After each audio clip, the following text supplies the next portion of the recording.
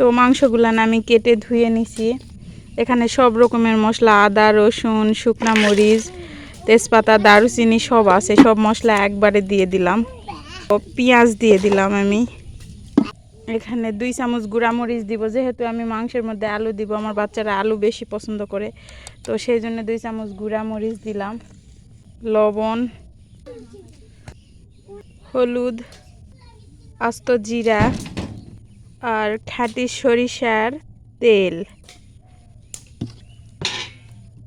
সুন্দর করে মাখাবো।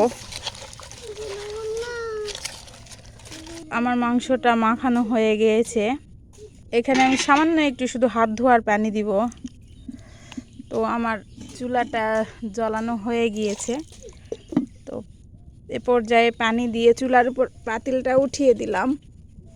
তো দেখি আসলে মাটির পাতিলে রান্না সত্যি মজা লাগে না সেম। আচ্ছা, এই যে তো রান্নাটা শুরু করে দিলাম।